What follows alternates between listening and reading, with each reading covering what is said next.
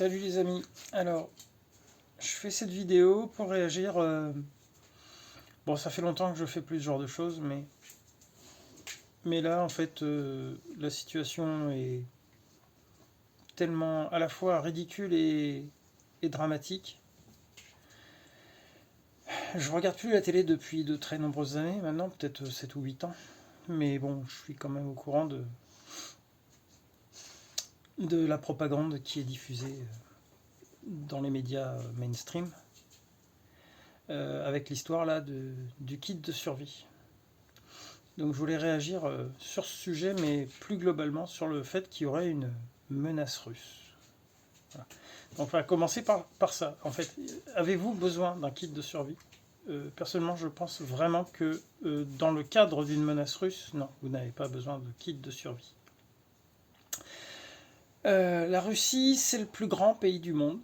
Ils ont du gaz, du pétrole, de l'uranium. C'est le troisième producteur ou quatrième producteur de céréales au monde. Ils sont autonomes alimentairement. Ils sont devenus depuis quelques années la première puissance militaire mondiale, la quatrième puissance économique mondiale. Malgré les sanctions, ils ont un taux de croissance en 2024 de 4%. Chiffre officiel de l'Organisation mondiale du commerce et de la Banque mondiale. Hein. Ce n'est pas des instituts russes qui nous le disent. C'est des institutions internationales qui sont très majoritairement vassalisées aux intérêts américains et occidentaux en général. C'est un pays qui est en déficit démographique et qui a perdu probablement environ 50 à 100 000 soldats sur le front ukrainien. Et sans compter les blessés, hein, je parle des morts. Voilà, au niveau des morts, on est sûr qu'il y a au moins entre 50 et 100 000 morts. Probablement plus, mais les décomptes sont difficiles à faire. Et ça, ce sont des sources qui ne sont pas du Kremlin. Ce sont les sources ouvertes anglo-saxonnes. Donc il n'y a pas du tout 1 million de morts chez les Russes. Hein. Il y a probablement environ... on va prendre l'évaluation haute des Occidentaux, au moins 100 000 morts et au moins 300 à 400 000 blessés hors d'état de retourner au combat. Ce qui est déjà énorme hein, par rapport au dernier conflit que nous avons eu depuis la fin de la Seconde Guerre mondiale. Voilà, c'est un pays qui est en déficit démographique, qui fait venir massivement de la main-d'œuvre étrangère, qui a 2% de chômage, c'est-à-dire qu'en fait, c'est du chômage structurel, ce qu'on appelle le chômage incompressible. Ils font venir de la main-d'œuvre principalement de leurs anciennes... tiens, un petit chat. De leurs anciennes régions soviétiques, mais aussi beaucoup du Vietnam depuis quelque temps, de la Chine bien entendu, surtout sur la zone sibérienne, puisqu'ils sont une frontière commune, ce qui pose d'ailleurs quelques problèmes de tension géopolitique entre la Chine et la Russie, même si pour l'instant leur entente est plutôt cordiale, mais voilà.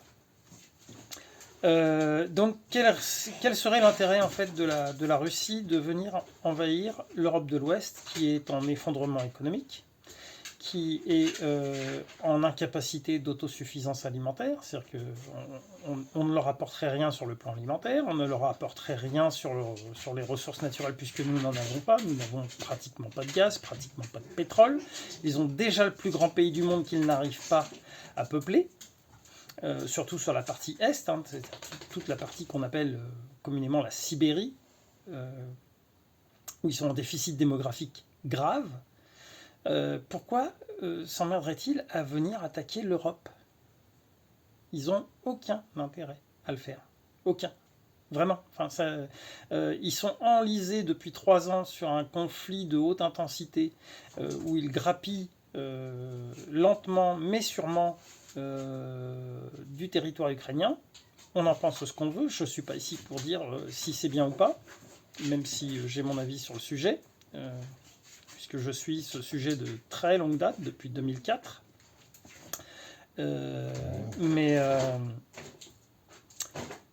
Donc non, il n'y a pas de menace russe pour l'Europe de l'Ouest, voilà, pour l'Union européenne. C'est de la propagande qui va servir principalement en fait à mobiliser l'épargne des gens pour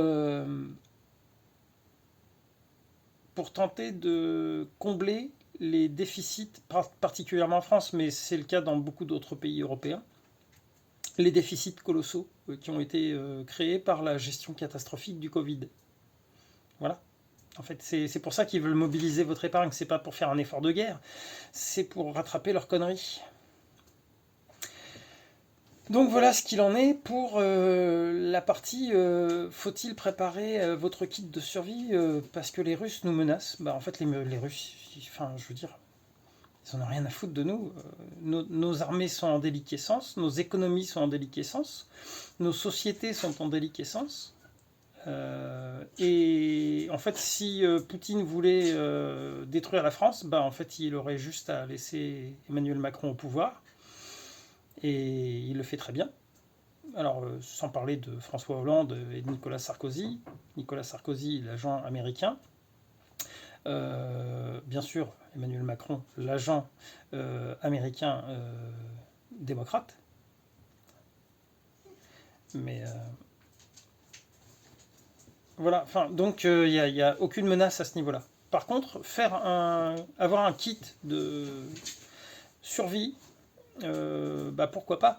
Il peut se passer beaucoup d'autres choses qu'une guerre. Il peut se passer des catastrophes naturelles, il peut se passer des pannes d'approvisionnement monstrueuses, il peut se passer des conflits sociaux très graves qui peuvent dégénérer en guerre civile, par exemple, ou en émeute et en pillage. Voilà. Des choses qui nécessiteraient que vous quittiez votre domicile en urgence.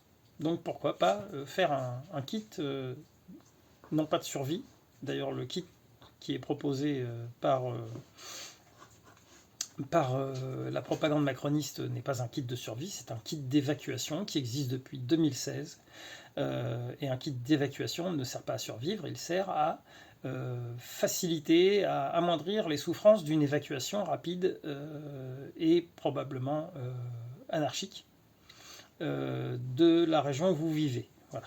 Et c'est un kit qui a été publié par la sécurité civile en 2016. Donc maintenant, je vais vous donner, parce qu'en fait, le kit qui a été proposé en 2016 par la sécurité civile, il est d'une part, je trouve, très mauvais. Il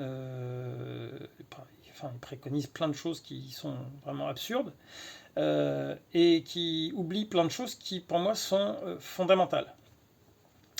Pour faire un kit d'évacuation. Donc là, on ne parle pas de... d'un kit de survie pour si vous vous crachez en avion dans la forêt amazonienne ou en Sibérie. Hein. On parle d'un kit d'évacuation, c'est-à-dire quitter votre domicile pour rejoindre une zone sûre à plusieurs kilomètres, peut-être plusieurs dizaines de kilomètres, dans les meilleures conditions possibles et en évitant les risques qui seront forcément liés à cette situation d'agression, de pillage, de manque d'eau potable, de faim, etc. Voilà.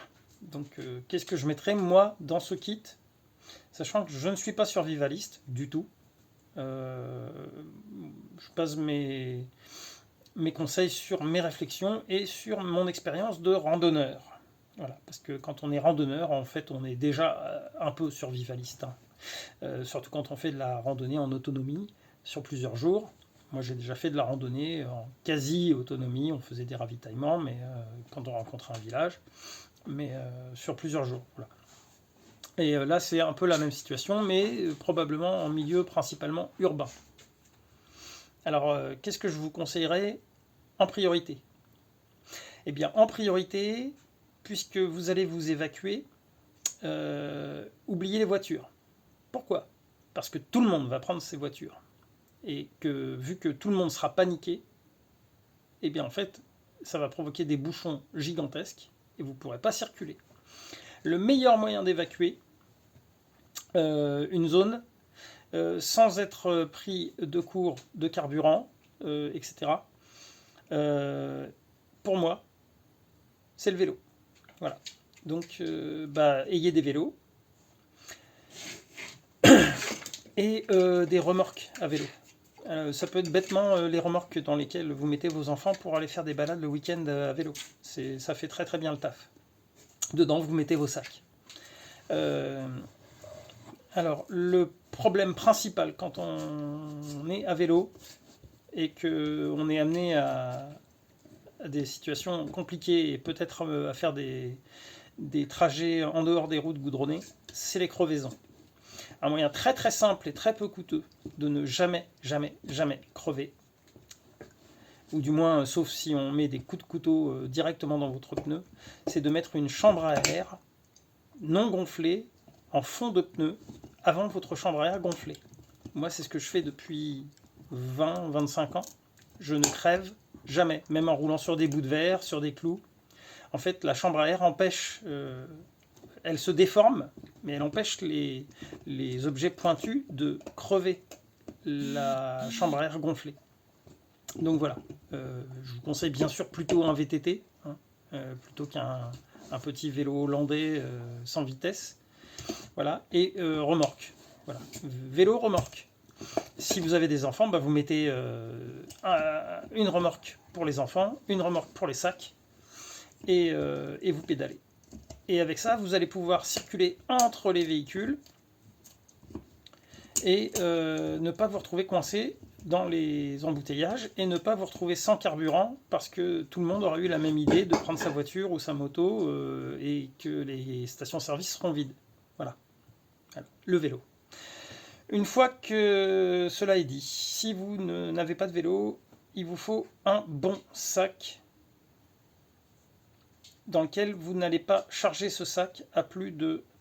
Pour les personnes en bonne condition physique, alors ce que j'appelle en bonne condition physique, c'est des gens qui sont capables de courir, disons, sans trop de difficultés, 10 km, de faire des pompes et des tractions. Voilà, ça c'est pour moi ce que j'appelle être en bonne condition physique. Voilà. Pour une femme, on va dire d'être capable de faire au moins 3-4 tractions et une dizaine de pompes. Pour un homme, ça va être de faire une dizaine de tractions et une vingtaine de pompes. Voilà. Et de pouvoir courir les 10 km. Je dis pas facilement, mais de pouvoir le faire. De se dire, ça va être dur, mais je peux le faire. C'est-à-dire courir 5 km relativement facilement. Pour ces personnes-là, ne pas dépasser un sac qui va faire environ un tiers de votre poids. Donc pour un homme de 80 kg, un sac d'environ 20 kg. Un sac d'environ 35 kg maximum. Pour les gens qui sont en moins bonne condition physique, un quart de votre poids. Donc pour un homme de 80 kg qui n'est pas en très bonne condition physique, qui a un peu de surpoids, qui n'est pas sportif, 20 kg. Pourquoi ? Parce qu'en fait, il a déjà pas une bonne condition physique. Si en plus il a du surpoids, il va falloir qu'il trimballe son surpoids. Voilà. Donc un bon sac. Alors moi, j'utilise pour la randonnée, j'utilise ce sac qui est un sac de chez, excusez-moi, le nom m'échappe, je vais regarder la marque, que je vous conseille parce que c'est des bons rapports qualité-prix. Puisque je suis pauvre, donc je n'ai pas les moyens d'acheter de la merde, mais j'ai pas les moyens d'acheter du haut de gamme très cher. Ce sont des sacs militaires, donc c'est solide, un peu lourd, mais solide. Et c'est du... marqué là-dessus. Voilà, c'est du Wisport. C'est fabriqué en... Wisport, c'est fabriqué en Pologne. Voilà. Un bon sac, donc ça c'est un sac de 45 ou 50 litres avec une ceinture de taille, vous voyez, ça répartit le poids bien, c'est réglable et tout. J'avais dû payer ça dans les 80-100 balles, mais il y a une dizaine d'années maintenant, ça a dû augmenter. Voilà. Et à ça, j'ajoute une pochette banane géante, voilà, dans lequel je mets tous les trucs, enfin, je mettrais, si j'étais dans cette situation, tous les trucs que je dois absolument garder, indispensables.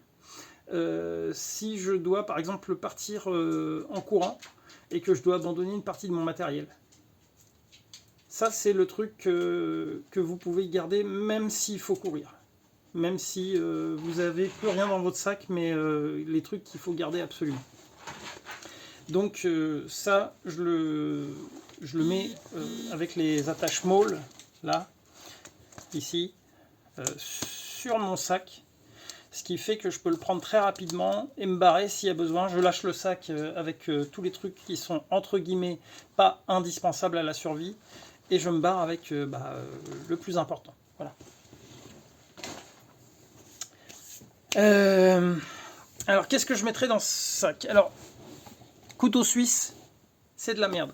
J'en ai pas, j'en ai jamais acheté, mais je vous conseille, c'est un multitool. Ces espèces de pinces avec plein de petits outils qu'on vend dans des pochettes, il y en a même chez Decathlon, qui regroupent un tas de petits outils. Parce que dans un cadre d'évacuation, surtout en milieu urbain, le multitool sera forcément utile.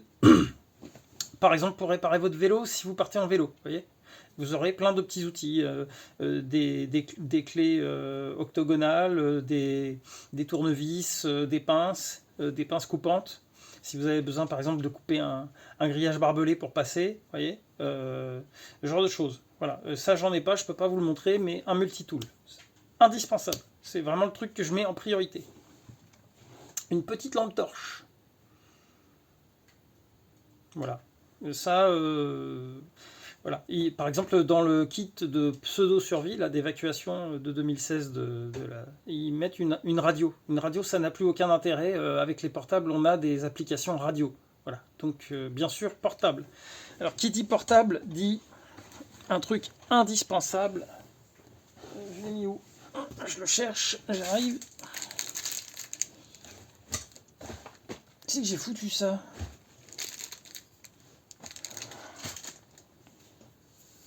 Bah merde alors.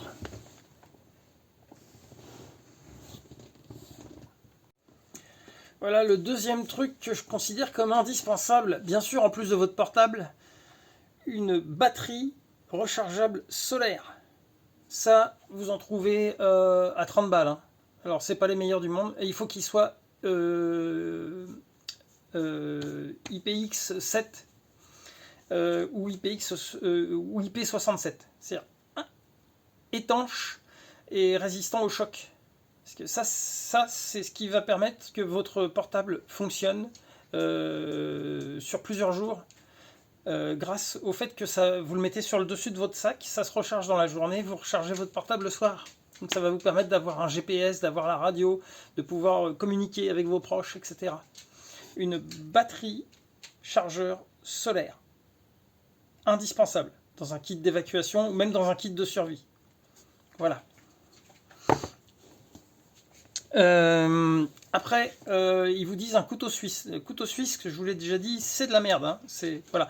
Donc, il vous faut un couteau pliant. Moi, j'achète du CRKT. C'est une marque américaine de très bonne facture. C'est un peu cher, mais on en trouve sur eBay. Moi, je les achète sur eBay à pas trop cher, à moins cher que sur les sites officiels. Ça, c'est mon CRKT. Il y a une double sécurité. Donc il y a une sécurité classique ici, plus une sécurité supplémentaire ici. Ce qui fait que vous ne pouvez pas vous couper les mains avec la lame qui se replie si vous faites des trucs un petit peu difficiles avec. Voilà. Il y a la serration. Ça c'est super bien, par exemple pour couper des cordes, couper des branches, etc. Voilà. C'est vachement mieux qu'une lame complètement lisse. Voilà. Les couteaux CRKT. Super bien. En couteau pliant, vous pouvez l'accrocher à la ceinture, vous voyez. Voilà, couteau pliant, CRKT. Après, il y a d'autres marques qui font des choses équivalentes. Moi, j'aime beaucoup CRKT. Voilà.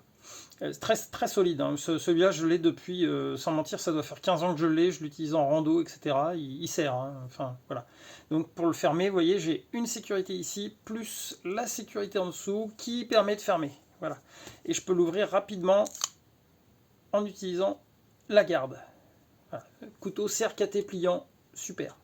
Ça doit coûter, compter environ 60 balles. En cherchant bien sur le net. Je me galère, voilà. Hop. Alors ça c'est pour le couteau pliant qui va vous permettre de faire tous les petits trucs.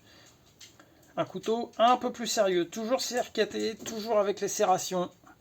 Là c'est une lame fixe, ça va vous permettre de couper du bois plus gros, ça va vous permettre peut-être, si vraiment nécessaire, de vous défendre.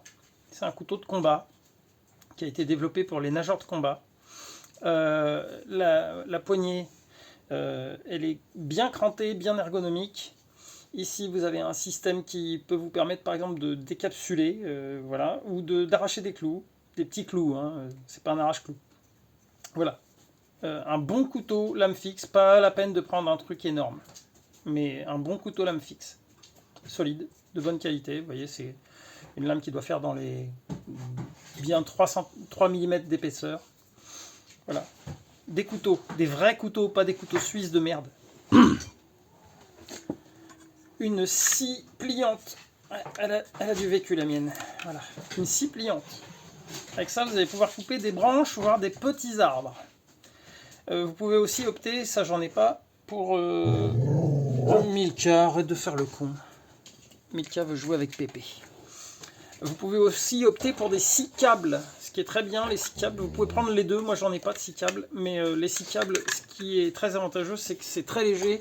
En fait, c'est un câble avec deux poignées et vous passez comme ça, zig, zig, zig, zig, et ça scie. Je crois qu'il y a même des scie câbles qui scient le métal. Des scie câbles. Le truc incontournable, absolument incontournable, parce que vous allez évacuer. Donc, vous allez évacuer soit à pied, soit à vélo. Pour ne pas vous retrouver pris dans les bouchons comme des cons. Des très bonnes chaussures, et que vous aurez faites à l'avance, que vous aurez portées régulièrement pour qu'elles vous fassent pas mal aux pieds. Moi, c'est X. Voilà, X, ils sont fournisseurs pour l'armée allemande, pour l'armée française, pour l'armée suisse, si je ne m'abuse, pour une partie de l'armée anglaise. Enfin voilà.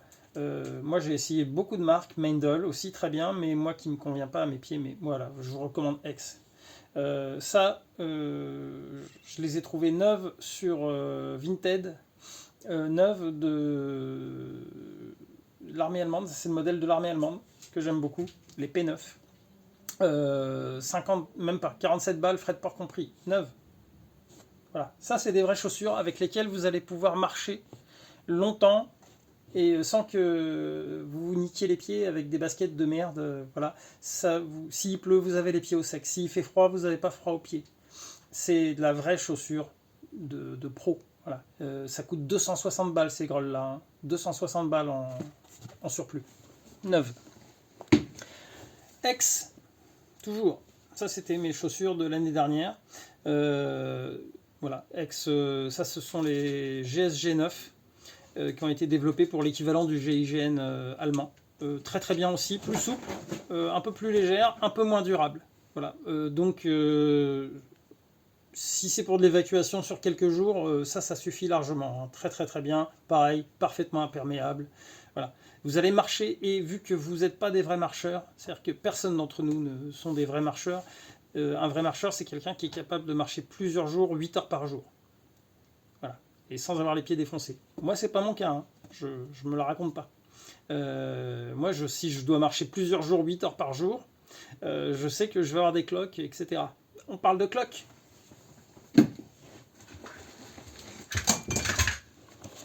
Une vraie trousse de secours. Bandage élastique pour les entorses, voire les fractures, pour pouvoir faire des attelles. Il vous faut je vais y arriver. Du sérum physiologique pour les yeux, si vous prenez des trucs dans les yeux, voilà, même si vous pouvez, même du sérum, enfin du collyre antibiotique. Des bandages, bien entendu, de la bande classique, de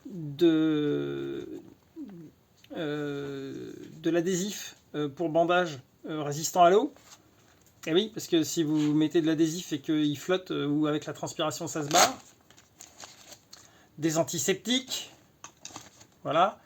Des pansements anti-ampoule. Ben oui, puisqu'on parlait d'ampoule. Des pansements anti-ampoule. Qu'est-ce qu'il vous faut encore? De la bétadine. Là, je l'ai enlevé de trucs parce que je l'ai utilisé il n'y a pas longtemps.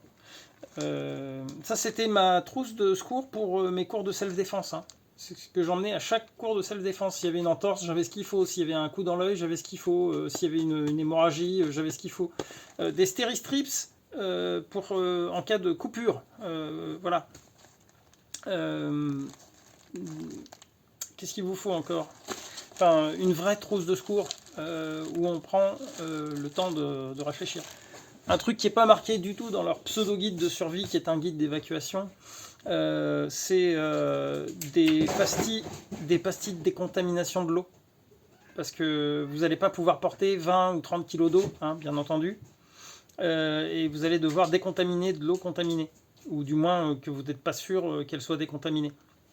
Donc des pastilles de décontamination d'eau. Ça, on en prend. Voilà, on n'en a jamais de trop. Parce qu'on peut survivre 3 semaines sans manger, on ne peut survivre que 3 jours sans boire. Donc boire, c'est plus important que manger. Surtout si vous êtes en surpoids, vous allez pouvoir Voilà, les 3-4 premiers jours sans bouffer, ça va être dur. Et puis après, vous allez entrer en cétose et vous pourrez continuer à marcher, à fonctionner. Milka. Qu'est-ce qui est indispensable qui n'est pas marqué, je crois? J'ai pas la liste complète sous le nez. Couverture de survie. Plusieurs par personne, parce que c'est très utile et c'est très fragile. Sa couverture de survie. Je dirais 4 par personne. Ça coûte rien, ça coûte 2 €. Hein, donc, couverture de survie. Ce genre de conneries, très bien.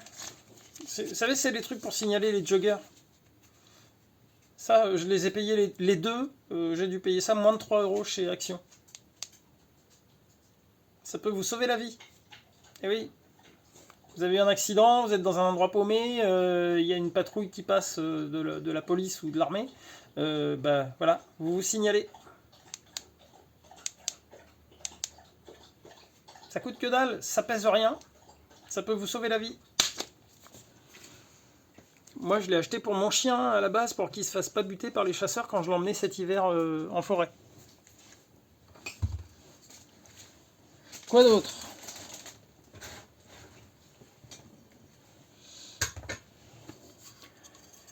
Une boîte en métal dans laquelle vous allez mettre des sachets anti-humidité. Alors, dans le kit de pseudo-survie là, de Macron, ils mettent des allumettes. Surtout pas d'allumettes. C'est de la merde, les allumettes. S'ils sont mouillés, c'est inutilisable. Si ça casse, enfin, c'est de la merde. Donc, des briquets. Vous mettez plusieurs briquets là-dedans. Voilà. Et des pastilles allume-feu. Voilà. Une boîte en métal, solide, avec de l'anti-humidité dedans, des briquets, moi je dirais au moins 4 briquets, et des pastilles allume-feu. Voilà. Mais en fait, pour allumer efficacement un feu, en sachant que vous allez peut-être tomber que sur du bois mouillé ou des trucs comme ça, le petit chalumeau qui vous servira aussi de réchaud à gaz. Voilà, avec ça, vous pouvez démarrer un feu très facilement, enfin beaucoup plus facilement qu'avec un petit allume-feu, un petit cube allume-feu et un briquet. Ça va vous permettre de vraiment démarrer un feu, et le feu, surtout s'il fait froid, c'est vraiment indispensable. Voilà, ça pèse pas lourd, hein, ça prend pas trop de place. Quoi d'autre? Indispensable. Un poncho. Un poncho, ça peut vous servir, donc s'il pleut, bien sûr, de ne pas vous retrouver trempé et glacé s'il fait froid. Ça peut vous servir de tarpe, d'abri de fortune si vous devez, par exemple, dormir à l'arrache. Poncho. S'il fait froid, mais moi je vous le conseille de toute façon, c'est un duvet compact. celui-là, il fait, allez, je dirais 25 cm sur 10. C'est pas un duvet grand froid, mais avec des couvertures de survie en complément et un feu, ça suffit dans la majorité des cas. Voilà. Ça prend pas beaucoup de place. Vous voyez. Donc je vous disais les briquets, voilà, je l'ai retrouvé, parce que j'ai tout mis sur mon petit pouf. Voilà. Des briquets, je dirais au moins 4 briquets. Voilà. Et des blocs allume-feu. Milka.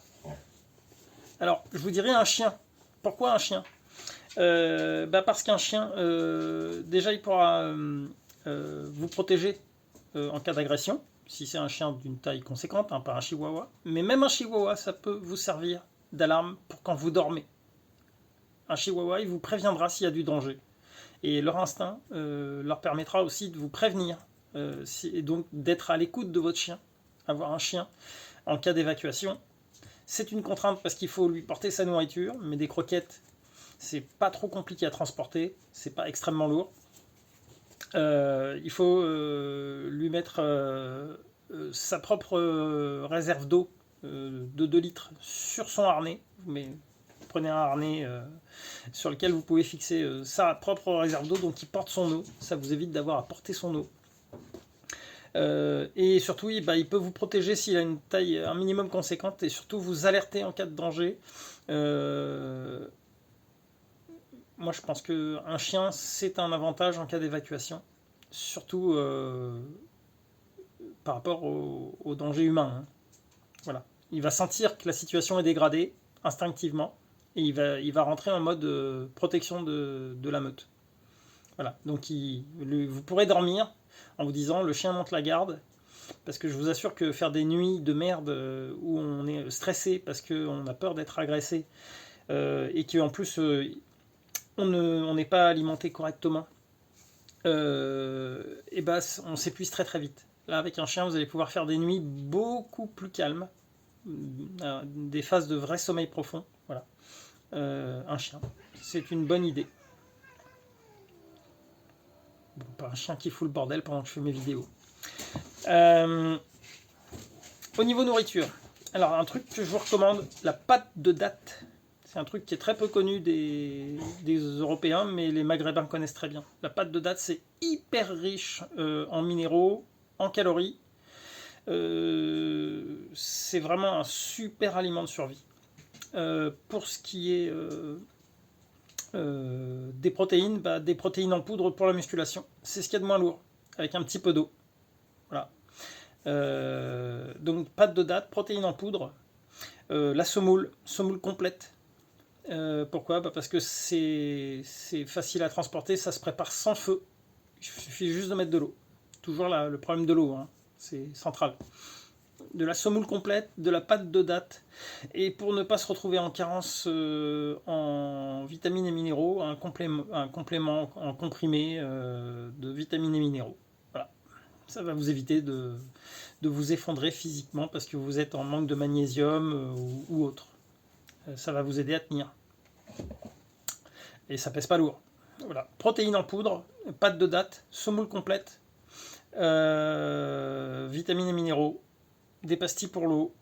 Voilà. Combien de litres d'eau? Moi, je vous conseille de prendre des poches Camelback. Vous savez, c'est des poches souples dans lesquelles on met de l'eau avec un tube. Voilà. Pourquoi? Parce que c'est beaucoup plus pratique à stocker dans le sac que des bouteilles. Mais voilà, style un Camelback de 2 litres, 2 litres 5. Plus, je dirais, 2 bouteilles d'1 litre 5. Voilà. Donc là, ça vous fait déjà plus de 5 litres d'eau. Mais l'eau, c'est fondamental. Voilà. Les bouteilles pourront vous resservir. Donc ne les jetez pas quand elles sont vides. Ce que vous pouvez faire si vous avez besoin de place, c'est les compresser en les écrasant et en refermant le bouchon. Et pour les décompresser, vous soufflez dedans bêtement. Hein, et ça va reprendre leur forme et vous pourrez remettre de l'eau dedans. Voilà. Camelback. Vous pouvez prendre aussi un truc qui ne serait pas complètement con, c'est un bidon souple. Oui, mes chats foutent le bordel. Ils sont en train de jouer avec Pépé, avec Mimile. Un jerrycan souple. Ça, c'est pareil, ça coûte 5 € chez Action. C'est voilà, un jerrycan souple. Parce que bah, ça prend pas de place quand c'est vide, et puis si vous tombez sur un endroit où vous avez de l'eau, bah, vous pouvez faire 20 litres d'eau d'un coup, de l'eau potable. Voilà, c'est un jerrycan souple. Qu'est-ce que je vous dirais d'autre encore? Bah, je pense qu'on a... Enfin voilà, mais en cas d'évacuation, oui, je vous dirais de prendre pull et chaussettes en laine, en vraie laine. Pourquoi? Parce que contrairement à la polaire, contrairement à d'autres trucs, la laine, ça reste chaud, même mouillé. Voilà. Arrêtez votre bordel un peu. Même mouillé, la laine reste chaude. Donc moi j'ai des Milka, j'ai des pulls militaires de surplus que j'ai dû payer 10 € pièce en laine, pure laine vierge. Donc même si vous êtes trempé jusqu'aux os, et ben, la laine ça vous gardera un minimum au chaud. Donc chaussettes, pulls en laine, voilà. Des bonnes chaussures. Je pense que j'ai fait le tour. Arrête de faire le con, Milka. C'est un truc de dingue, hein. Tu peux pas t'empêcher. Viens, allez, viens faire un câlin à Pépère. Viens dire bonjour à la caméra. Hop, gros patate. Est-ce que tu me protégerais si on devait évacuer et qu'il y ait plein de méchants qui veulent nous piquer ce qu'on a à bouffer? Hein? Oui, tu me protégerais? Non, c'est moi qui te protégerais, je crois. Ah là là, le mimile. Bon, bah voilà. Mais donc le kit de survie n'est pas un kit de survie, c'est un kit d'évacuation qui a été créé en 2016 par la sécurité civile et qui est franchement... voilà. Je veux dire, il n'y a même pas de briquet, pas de pastille, décontamination de l'eau. Que dire, quoi? Que dire? Oui, ce que j'oubliais, je l'ai rapidement abordé sur le sujet du couteau, mais en fait le couteau c'est pas du tout l'arme à privilégier pour votre défense, d'une part parce que ça oblige à aller au corps à corps, ce qui est pour la majorité des gens une très mauvaise chose, donc je vous recommande, c'est une bombe au poivre en gel, pas une bombe lacrymogène, hein, une bombe au poivre. Parce que la bombe lacrymogène met plusieurs secondes. En général, ça peut aller jusqu'à 10-15 secondes avant d'être vraiment incapacitant. Alors que la bombe au poivre, c'est 3-4 secondes.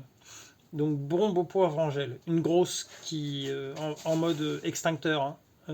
Pas la petite bonbonnette format à poche. Hein. Non, non, la grosse. Que vous puissiez l'utiliser à plusieurs reprises. Et tout le monde doit en avoir une. Voilà. Sauf les enfants en bas âge, bien entendu. Mais toutes les personnes, disons, à partir de 14-15 ans, en capacité de comprendre à quoi ça sert et comment on s'en sert, tout le monde doit avoir son extincteur bombe au poivre. Voilà.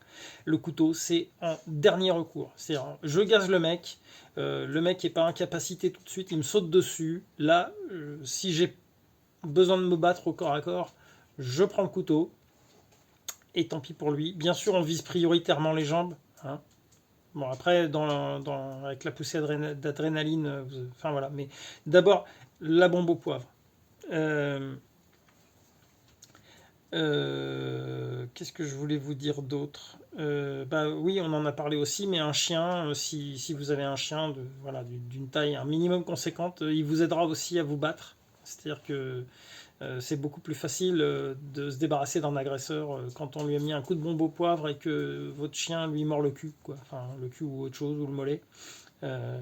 Voilà. Le chien participe à faire des conneries, Milka au pied. Hein, le chien, il participe à niquer vos affaires, à manger vos chaussettes, hein, à manger vos affaires, oui, à faire des bêtises. Mais il peut vous protéger aussi parfois. Ah, mais non, mais c'est dégueulasse. Voilà, un peu de sérieux, on parle de choses sérieuses. Milka, on parle de survie, tout ça, machin truc, c'est la guerre contre les Russes. Oui, c'est la guerre contre les Russes, on a peur. Oh là là. Hein, moi, j'ai surtout peur de ne pas pouvoir payer mon loyer. Donc voilà, bombe au poivre en gel. Et oui, un truc important, si vous avez des personnes dans votre entourage de confiance, c'est pas facile de se concentrer quand on a ça dans les pattes, vous voyez.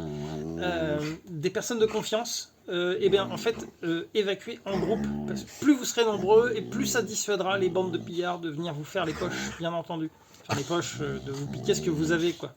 Votre eau, votre nourriture, votre feu, etc. Votre argent, si vous en avez pris, même si ça ne vous servira pas forcément à grand-chose. Voilà. Que vous dire d'autre? Bon beau poivre Angèle, un chien pas trop débile, hein, pas trop débile le chien. Non, il faut pas qu'il soit trop débile. Et puis qu'il soit un peu sage aussi. Hein. Voilà, comme ça c'est bien. Bah, en groupe, voilà. Et tout le monde bien équipé, qu'il n'y ait pas des boulets dans le groupe parce que ça crée des tensions. Voilà. Oui, dans la trousse de secours, ce que je vous ai pas dit, des antidouleurs, ibuprofène, paracétamol, voir si vous pouvez en avoir d'avance. C'est des antidouleurs à la codéine. Parce que imaginez, vous faites une très grosse entorse ou une fracture, et il faut continuer de marcher. Si vous n'avez pas des antidouleurs vraiment efficaces, ça va être compliqué. Donc des antidouleurs, imaginons, hein, vous faites agresser, vous réussissez à vous barrer, mais vous avez des blessures qui vous font vraiment très mal, style le nez pété, la mâchoire cassée, donc pour manger très compliqué, hein, un bras cassé, une épaule démise, une grosse entorse, voilà. Même si vous avez des bonnes chaussures, ça vous évitera les grosses entorses. Pour ça, chaussures X. Je fais de la pub, je touche pas de... Voilà. Donc déplacez-vous en groupe, tout le monde doit avoir un minimum de ce que j'ai exposé. Et si tout le monde a ça, et que tout le monde est solidaire, vous éviterez de vous faire agresser aussi par des bandes de pillards.